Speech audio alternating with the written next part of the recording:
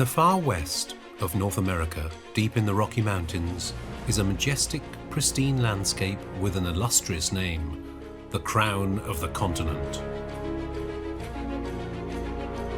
Two countries, Canada and the United States, protect the heart of this spectacular wilderness, the world's first international peace park.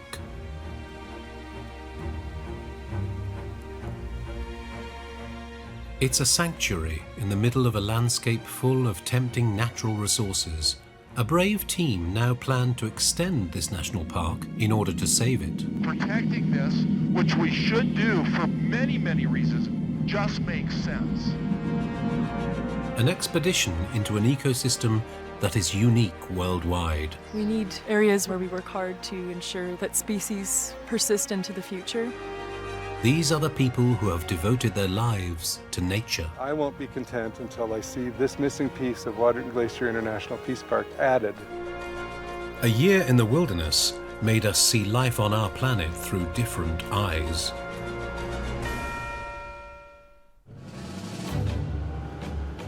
At a bitterly cold -15 degrees, we enter a rugged wilderness. The area north of the national park is isolated and an ideal refuge for many wild animals, including the particularly shy wolverine. Now in winter, the animals ought to be coming out of their hiding places to feed. Two highly specialized biologists, Miriam Baruetto from Switzerland and her Canadian colleague Tony Clevenger, want to find out if wolverines permanently live here outside the national park, and if so, how many. It's an excursion into a unique ecosystem. The crown of the continent, as it is known, deep in the Rocky Mountains, covers an area of 43,000 square kilometers, making it almost the size of Denmark.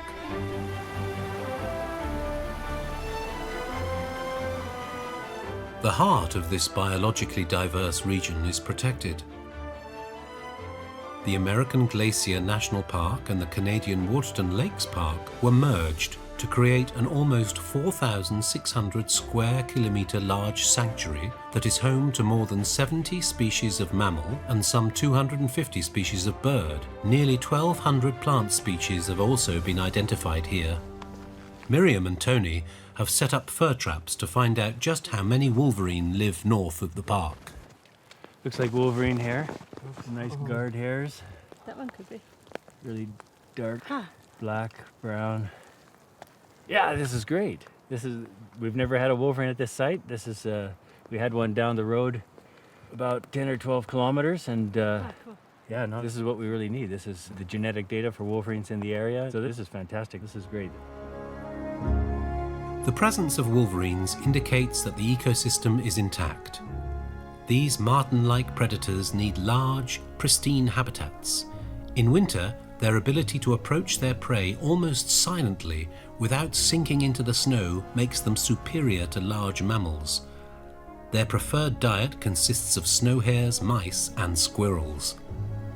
To attract wolverines, Miriam and Tony have attached frozen beavers 3 meters above the ground. The tufts of wolverine fur are like an identity card. Back in the laboratory, the hair roots will provide sufficient DNA material to enable the researchers to determine for the first time how many wolverines live in the area and how healthy they are. Sample number 1. More than 10 hairs on the loop. The opportunities here are so exciting. Where else in the world could you work with wolverines and be one of the first to answer certain questions? According to the scientists' calculations, this area is an adequate habitat for around 90 wolverines. This area here really is the missing piece of the puzzle. We know a lot about wolverines in Banff and Yoho National Park to the north. We know a lot about wolverines in the Glacier National Park, where they've studied them for 10 years, Waterton as well. But it's this matrix in the middle. This is really the missing piece of the puzzle. And this is what we've been focusing our survey, our research, learning about wolverines in this really unknown habitat.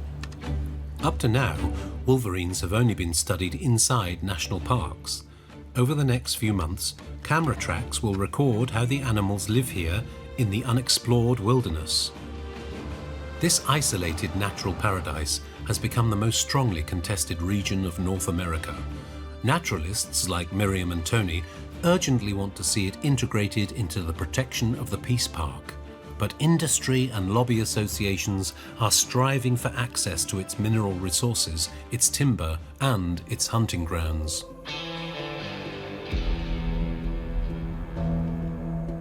Large, interconnected sanctuaries are also something the Blackfeet Nation dreams of, because then their herds of bison could roam as freely as they did 150 years ago.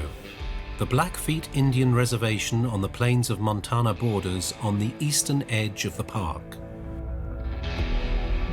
In 2014, in Browning in Blackfeet territory, the tribes of North America signed the Buffalo Treaty. It enabled them to re-establish herds of free-roaming bison on their land. Today, the Blackfeet are going to move one of their herds. Sheldon Carlson is in charge of the operation. We'll take them across the highway there. So we'll wait around for fish and game to get here, and then we'll do kind of like a little talk to make sure everybody's all on the same page. And then we'll be good. The men are proud of their herds, which are growing quickly. When Europeans settled on the plains, they virtually wiped out the bison, threatening the existence of the tribe itself. Harry Barnes is a former chairman of the Blackfeet Business Council. We've been buffalo people for thousands and thousands of years. I mean, we sustained ourselves on the buffalo, food, clothing, shelter, and that became an integral part of our spirituality. By the whole blessing of the whole herd, my family's healthy, all my friends are healthy, and everybody's healthy because of the spirit what the buffalo has. That's the way I look at a lot of things with animals, and they're a strong animal, so that's why I do anything just to make their life comfortable as best I can. The tribes of the North have a visionary goal. Together with the national park activists, they want to create interlinked habitats in which animals can roam freely, from Yellowstone National Park in Montana to Banff in the Canadian Rockies and further north into the Yukon.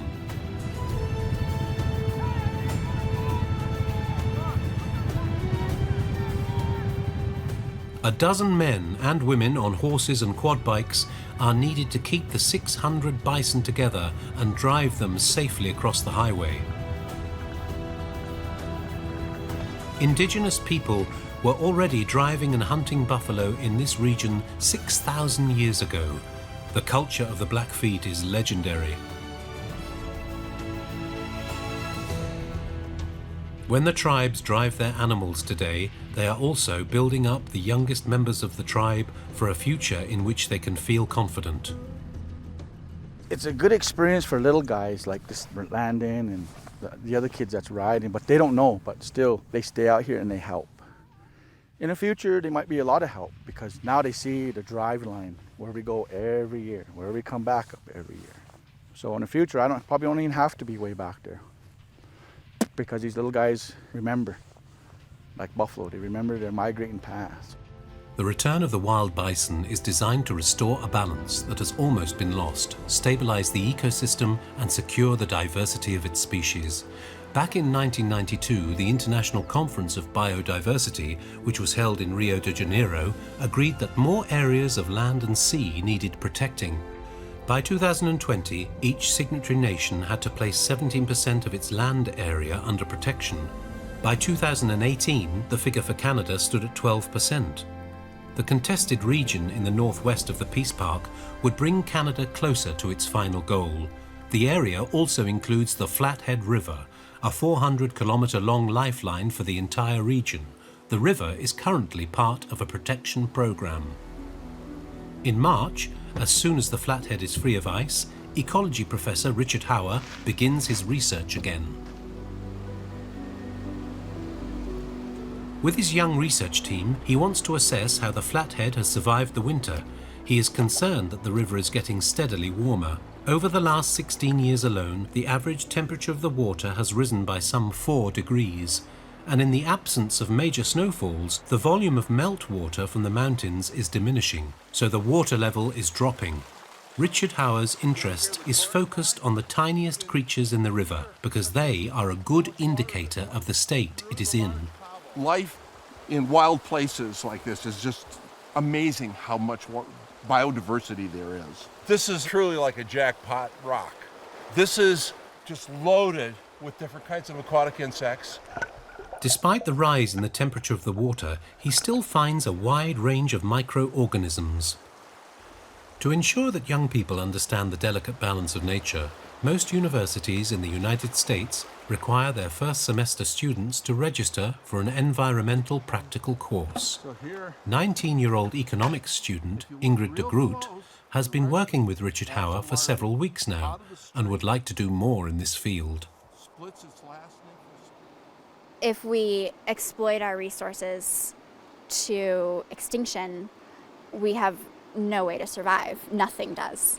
And aside from the fact that they're beautiful and extraordinary in their own ways, we as humans or any other animal has no chance of survival or of really enjoying the world if we don't have places that are set apart.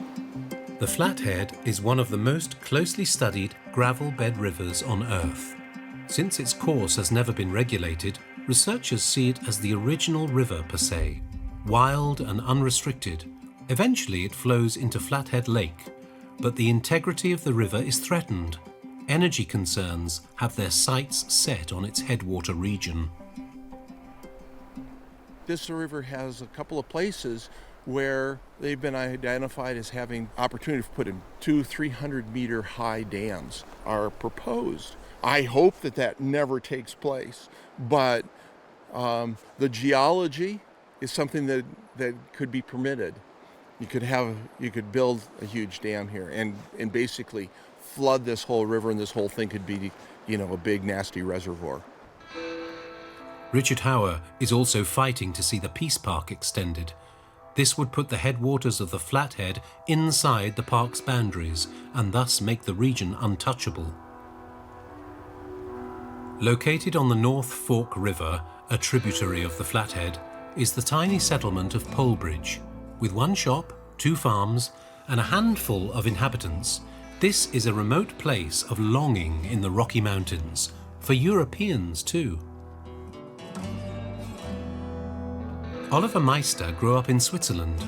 For almost 18 years, he has run a small, isolated hostel near Polebridge. Oliver first came here some 25 or 30 years ago. A qualified toolmaker, he had actually planned to emigrate to South America. The Rocky Mountains were on his way there, and this is where he stayed. When I head into the mountains, I rarely see a single house. There's the road, but that's all. Nature here is relatively untouched. Then there are all the wild animals I come across.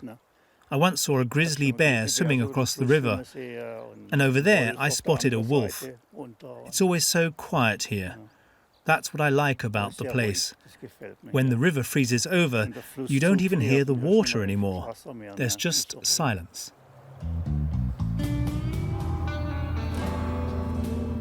But when things get too quiet, Oliver climbs into his old pickup and drives into the village. Just 15 people live scattered in and around Polebridge. The first settlers here were fur traders, and they only arrived in the late 19th century.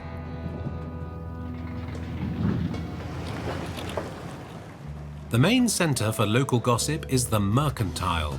It opened in 1914, 4 years after the Glacier National Park was founded. Katarina from the Czech Republic and her Canadian husband are now trying to breathe new life into the small store. So this bar, it's just oats and peanut butter. Oh, the peanut butter. Yeah, and this is just some honey, dry fruit, and banana is there, and rice flour. So it's absolutely gluten-free. I can do that. Yeah. I love it.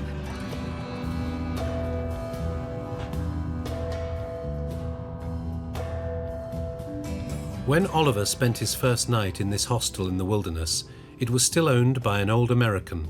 Oliver worked for him for a few summers, Then in 2002, he emigrated for good and took over the place.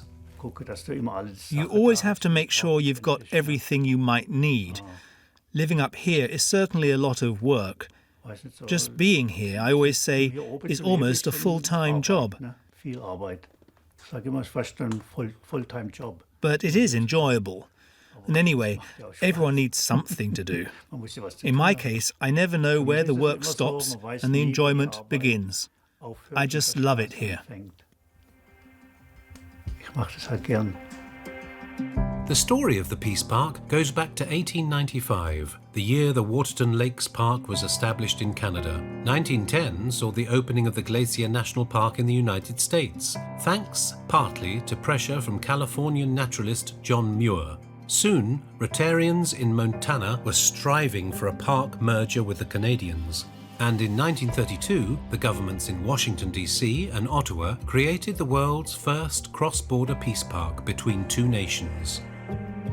Since then, nearly 170 nature reserves have followed their example, but the pioneer of the movement is now threatened.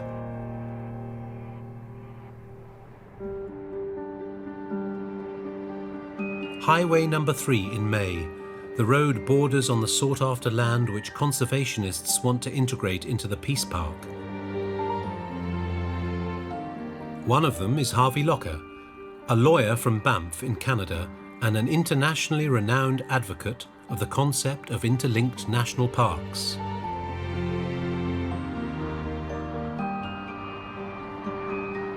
He is concerned at the highway's destructive impact on the Peace Park. This is the critical corridor for North American large carnivores to pass through, right where we are. And if it gets broken because there's too much traffic or too many housing projects get built along it, then Waterton-Glacier will become an island separated from the great reservoir of life that goes to the north. The national park activists were able to convince UNESCO to examine the importance of this unprotected region. Consequently, in 2010, the oil, gas and coal industries were all barred from it.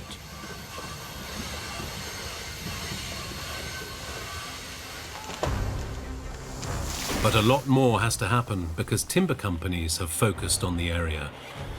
Its lodgepole pines grow extremely straight and are thus very much in demand. The aisles that are cut through the forest attract off-road vehicles, which then cause further destruction, and there is no restriction on hunting.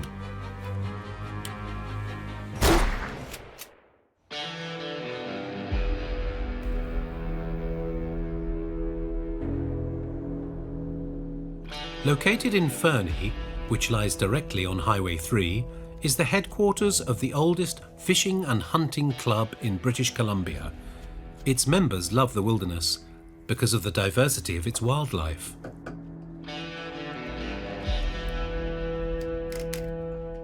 Long-term club member and its former president, Mario Rocca, is radically opposed to the Peace Park being extended. He and his people insist on their right to hunt and to uphold tradition. Some people live hockey, some people live golf and other activities. My grandfather was a hunter, my dad was a hunter. We're hunters in our family, and my sons are both hunters, and for us it's a way of life. It's part of life. And if I didn't hunt, I don't know what I would do with myself. Mario Rocca and his fellow club members believe that systematic hunting is the best way of controlling the animal population.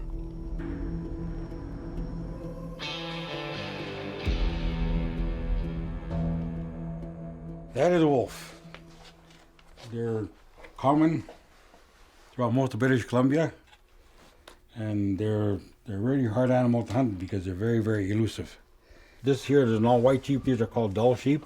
There's very few in the northwest corner of British Columbia. They're basically in Alaska, the Yukon, and Northwest Territories, but we do have some in BC. These white fellows here, still they're Rocky Mountain goats. And last but not least, my corner of my office here where I do all my bullet stuff.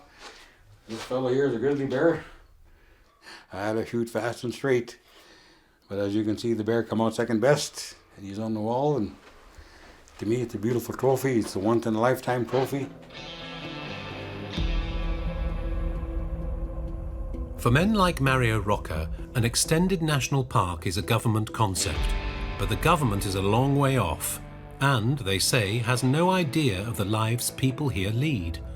They want to hunt just like they have always done. We are dead set against it. We don't need it.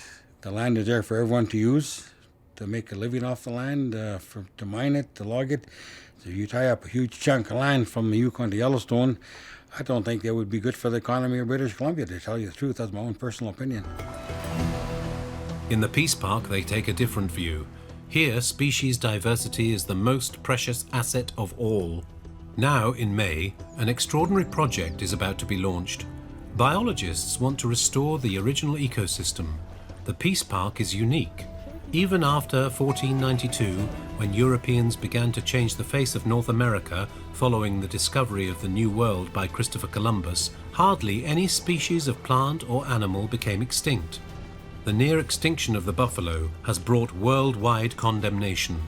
But far fewer people are prepared to stand up for a tiny species which has a huge impact: the northern leopard frog.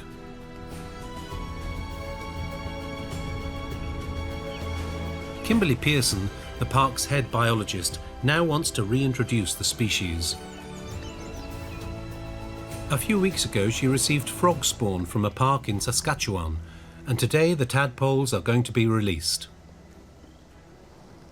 It is an important moment, yes. It is very important for these frogs and for the park. And it'll be up to them to grow and big and strong over the next few months and metamorphose, change into frogs, and hopefully come back here in a couple of springs to lay eggs themselves and keep the species going here. If you look closely at them, they're quite dark brown with gold speckling on them. Here we go, little froggies. The little amphibians play an important role as a food source for fish, snakes, and birds. They, in turn, are prey for predators like coyotes, wolves, and bears. The national park biologists have already been successful in reintroducing bison here. The first animals were brought here from Yellowstone National Park in 1952. Today, the small herd consists of just 13 buffalo. Not very long ago, the plains bison roamed this landscape in the millions and millions and was the most numerous large mammal in Western North America. So this land, in many ways, with those animals here, was shaped by bison and all the animals that followed the bison. In the restricted habitat of the national park, the bison don't find everything they need, so Kim and Dan help out. I don't want to put it too close to the road, but we don't have any natural mineral licks that would be available to bison and wildlife in a normal situation, so this adds to their nutrition and their well-being. And we put out 3 of these stones every couple of months, just for the summer months. National parks play an important role in the history of the bison. The first buffalo came from North America across the Bering Strait about 500,000 years ago and spread even to the far south of the continent. Around 1492, its 6 million original inhabitants lived in harmony with some 25 million buffalo. Later, the Europeans arrived and hunted the buffalo mercilessly. By the late 19th century, more than 1 million buffalo hides were being exported every year. Only 23 animals survived in Yellowstone National Park, partly because the army protected them from hunters. Today, more than 5,500 bison graze in Yellowstone, roaming wild and free once again. They form the basis for new herds in national parks where, protected, they can reproduce. Once again, the plains of the north are home to some 30,000 wild bison. Every year, the park attracts around 2.5 million visitors, most of whom come in high summer. At this time of year, adventurers from all over the world also make their way to Polebridge. Then, Oliver Meister's hostel does good business.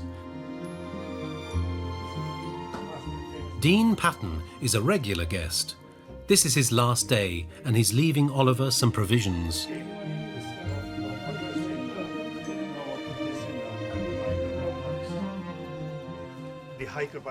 I call this the hiker-biker box. As it says here, it's a free box for people who come here with a rucksack or bike and haven't perhaps got enough food with them. They can help themselves from what others have left behind, like peanut butter and instant coffee, things like that.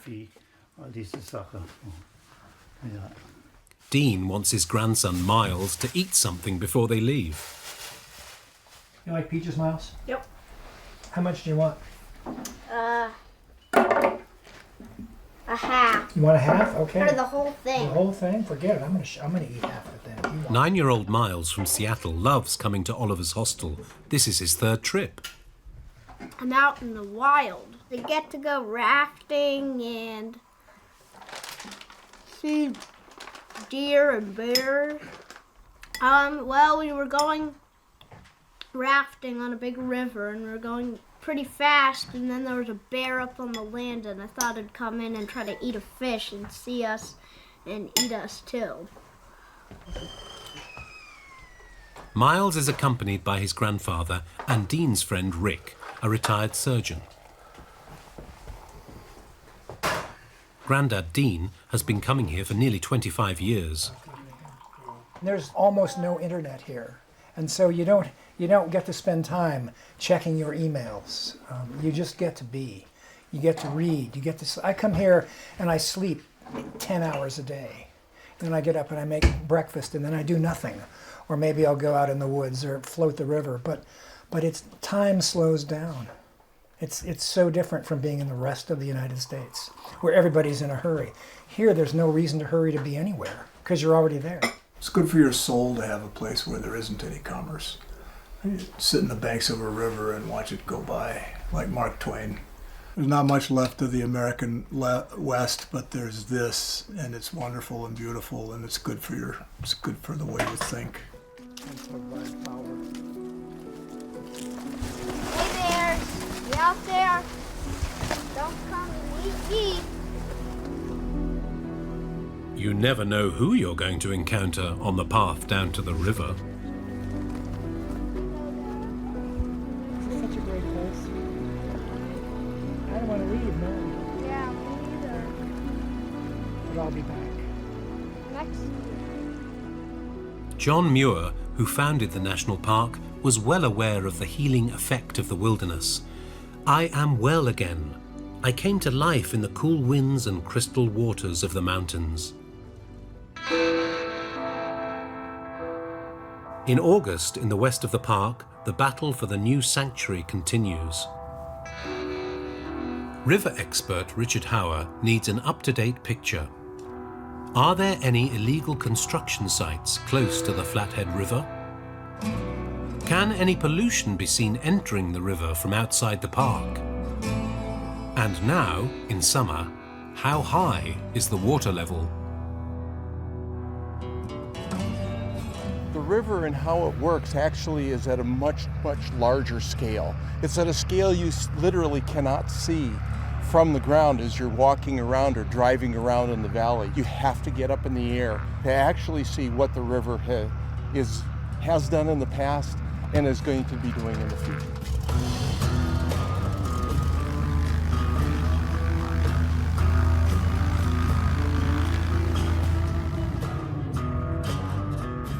Every year, the river cuts its way through the valley anew. Its course is constantly changing. In this way, the ecosystem of the gravel bed floodplain remains in balance. The alternation between drying up and flooding ensures constant regeneration. Not only is it full of a high diversity of aquatic life, but also the terrestrial life, the birds, the elk, moose, wolves, grizzly bears, mountain lions, they're all using the river and the river corridor and for essential parts of their life histories.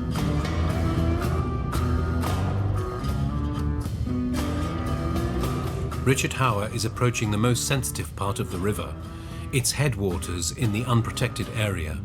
He believes it's vital for the park to be extended. The quality of water that's in the river is directly proportional to the amount of land that has been protected as well. So the water is coming off of the landscape and going into the river. Protecting this, which we should do for many, many reasons, it's not just for the river, adding to Glacier and Waterton just makes sense. So protecting the river would also mean stabilizing the park itself for the future.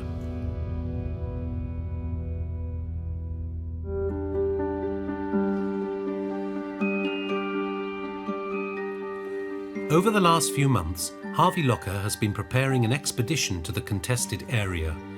Together with a small group, he plans to climb a mountain ridge where so far very few have set foot. It's a fresh August day at Lynham Creek.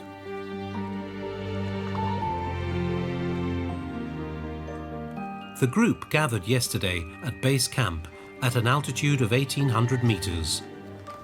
Good morning, everyone. Very, very good. Must be a nice day. The group is comprised of students, biologists, and journalists from all over Canada. They want to get to know the wilderness, which is to be integrated into the Peace Park.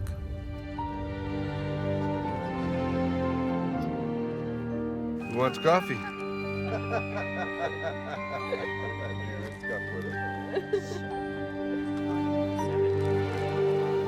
Let's do it, guys. Let's get organized. The plan is to climb another 300 meters to 2,100 meters, trekking past crystal clear lakes and jagged peaks whose snow-covered points gave the crown of the continent its name. The national park activists are convinced that anyone who has followed the call of this wilderness will want to protect more of it. After 2 hours, the group has reached a steep mountain meadow. This slope here is a wonderful example of why Waterton-Glacier and the Flathead are very, very biodiverse from a stemmed plant point of view. The reason for that is plants from the southern Rockies of the United States get this far north. Plants from the Arctic boreal system come down the Canadian Rockies this far south. Prairie plants, because the mountains are so thin here, come this far east. And the Pacific Northwest plants get this far west because there's no high mountains in between them. And you can see many plant species here. This is an Indian paintbrush, this red one. This is a wood forget-me-not or a stick seed. This is a ragwort. Look up the slope, you suddenly see beargrass, which is that tall white blossom. That does not occur north of the Flathead Valley. The group then reached Triple Divide Peak, 2,446 meters high. It is a watershed that feeds 3 oceans. Firstly, via the Missouri-Mississippi River system that empties into the Gulf of Mexico, the Saskatchewan River takes water from the mountain to the Arctic Ocean. Thirdly, the Columbia River, which is also fed from the mountain, flows into the Pacific Ocean. In 1855, Noah Seattle, the chief of the Suquamish tribe, warned, "What is man without the animals? If all the beasts were gone, men would die from a great loneliness of spirit. For whatever happens to the beasts soon happens to man. All things are connected."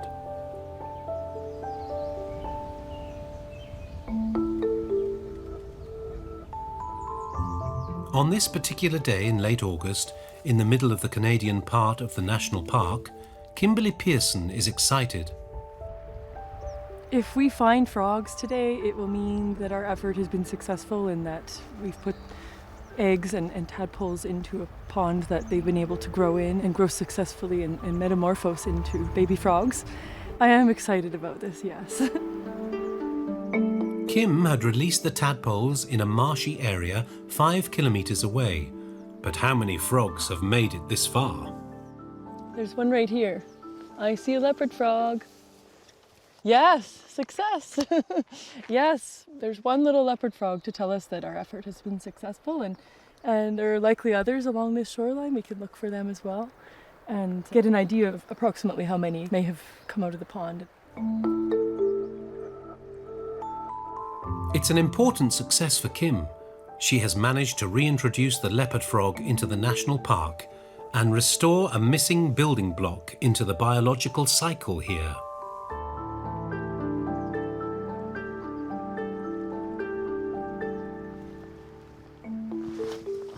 Oh, he's in there. He's in the net. Oh, what a beautiful frog. Nice white stripes along his back, the dark leopard spots with light halos around them. He just looks like a healthy little frog.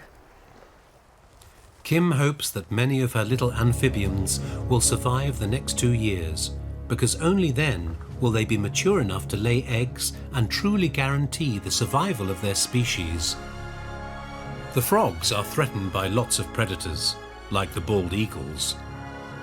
The Waterton-Glacier Peace Park offers the species a safe retreat for breeding. In the 1960s, when the population of America's national bird was seriously endangered, bald eagles survived, mainly under the protection of the national park.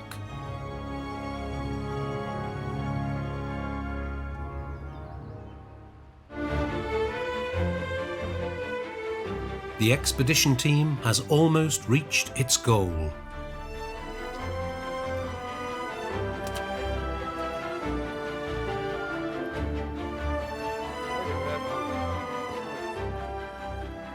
The group has been climbing through brush for nearly 4 hours. Now they've reached the summit.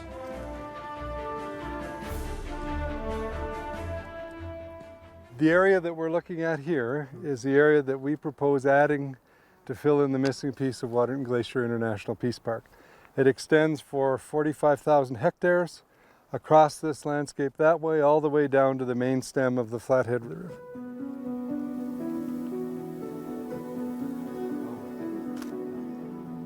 It's a sublime moment. No one even dares think about what industry would do to this landscape.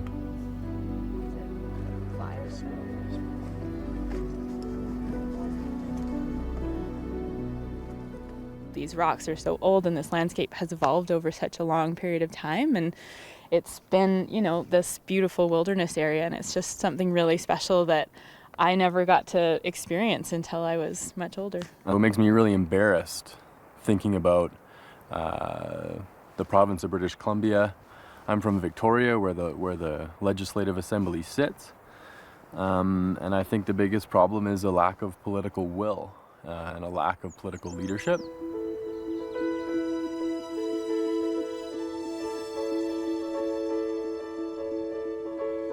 The group agree that politicians and decision makers should also come here and experience this wilderness. 2 days out here and you see the world through different eyes.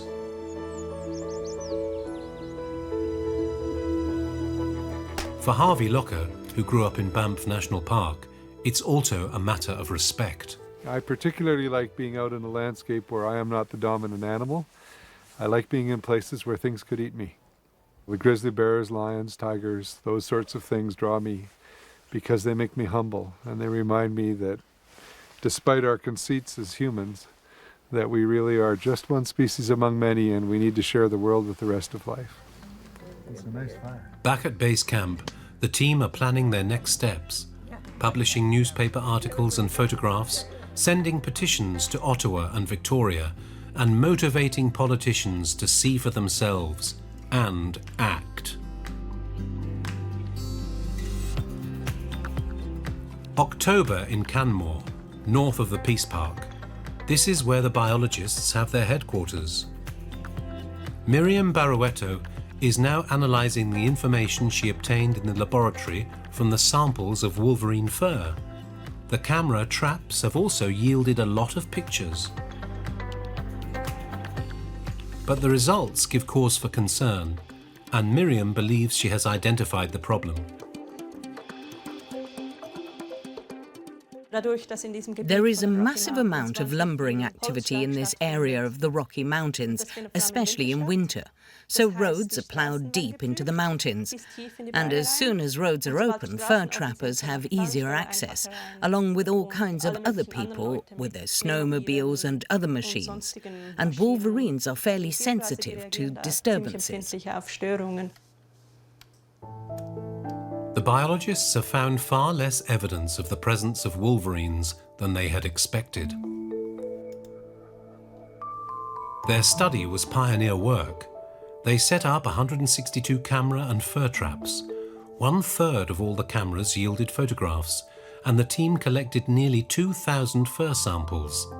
The study showed that wolverines do indeed exist outside the Peace Park, but instead of an expected 90 animals, they found evidence of no more than 15. Large interlinked areas are needed, especially for wolverines, which need a lot of space. But Waterton Park and the new Flathead Park, which hopefully will become a reality one day, are vital core centres from which all the various animals and plants will be able to spread out again. And we hope reconquer areas they have lost.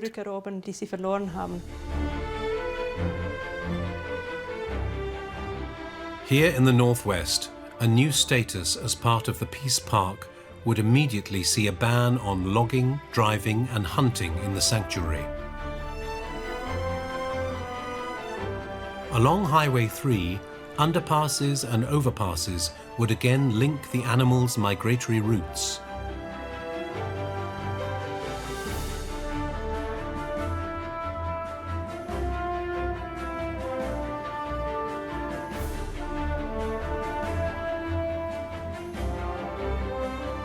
It's late October in Waterton Village in Canada. Ifan Thomas, the former superintendent of the national park, has come to meet Harvey Locker. There is good news from Victoria, the capital of British Columbia. It seems that the pressure from Harvey's expedition team has had an effect. Along with the alarming reports from biologists, rangers and river researchers, it is clear that extending the Peace Park can save the crown of the continent and send a strong signal that Canada is striving to reach its target of having 17% of its area under a conservation order by 2020. There would be lots of values that we would be able to achieve if it became part of the national park, certainly. The position of the Government of Canada has been that we are interested in that objective. It's incumbent upon the BC government, though, to initiate those conversations. For Harvey Locker, extending the park is an important step towards an even greater goal. I believe very deeply that we should be protecting at least half the world in things like parks, and that those should be connected together. So the idea is called nature needs half. Protect half the world in an interconnected way. And our challenge as humans in the 21st century is turn it around and say, okay, we're going to think more about our relationship with nature.